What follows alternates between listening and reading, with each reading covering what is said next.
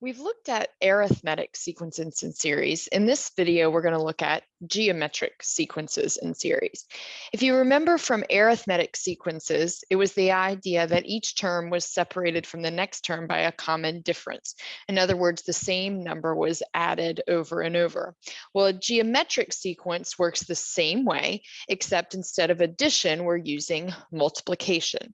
So a sequence, A sub n, is considered geometric if there is some constant ratio R so that it's the common ratio of the sequence. In other words, A2 is equal to A1 times some common ratio.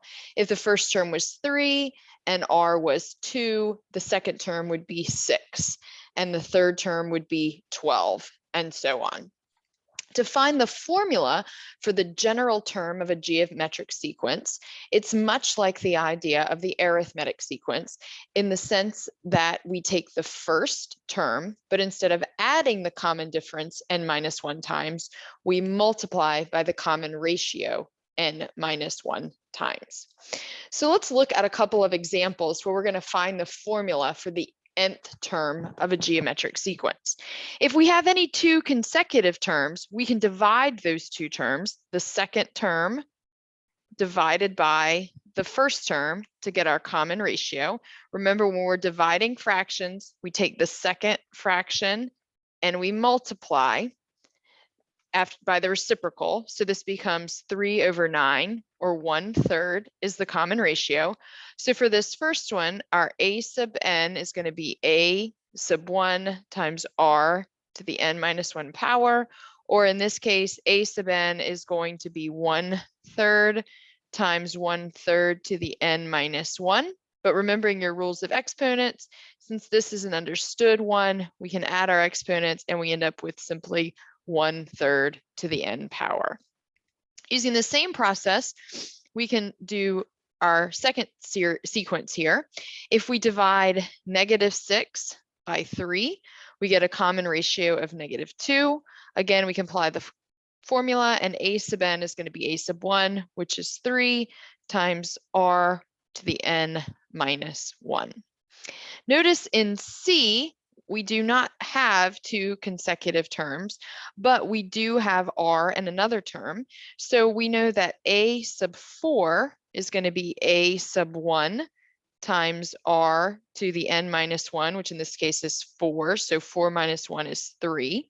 But we already know A sub 4. So we know that 5/16 is going to equal some A sub 1 times 1/2 to the third power. That leaves us with 5/16 is A to the first times 1/8. And simplifying there, we get that A1 is 5/2. So our general formula becomes 5/2 times 1/2 to the n minus 1. As a second example, let's look here that if we're given the second term is -6 and the fifth term is 162, what is the fourth term?